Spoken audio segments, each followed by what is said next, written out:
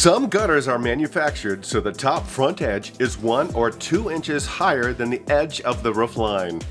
This is the top front edge of the gutter, and this is the back of the gutter. The front is clearly higher than the back. This video will show you how to raise the shingles so it's just above the top front edge of the gutter.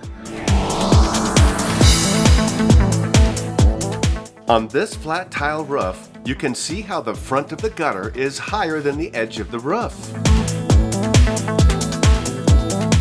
These 3-corner tiles are resting on top of the shingles, but you can see a gap between the lowest tile and corner tile.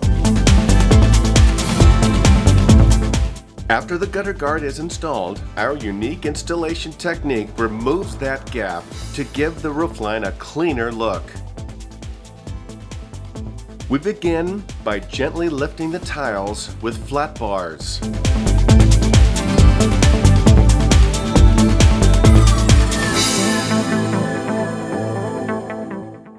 To better see what's going on under the tile, we'll remove this one.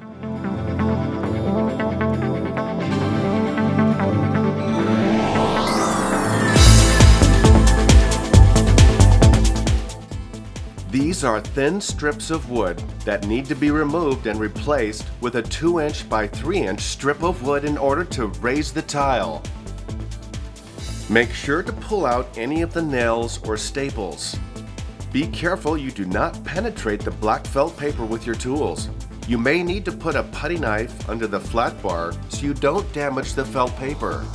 If this installation method voids your roof warranty, then don't install the gutter guard.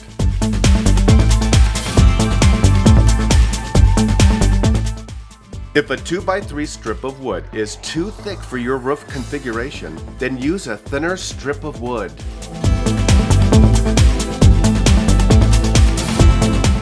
Before putting the 2x3 wood strip under the tile, pre-drill the wood every 12 inches with a hole large enough for a screw to easily go through it. Drill at about a 45-degree angle.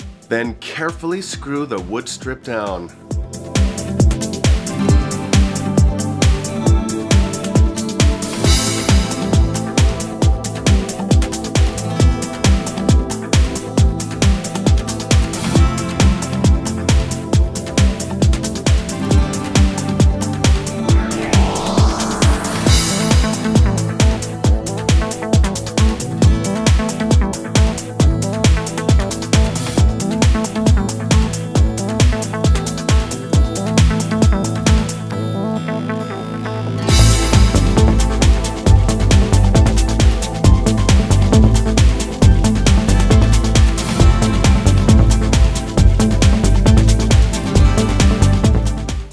After you've raised the tile an inch or two, it's extremely difficult to tell that the tile was even lifted.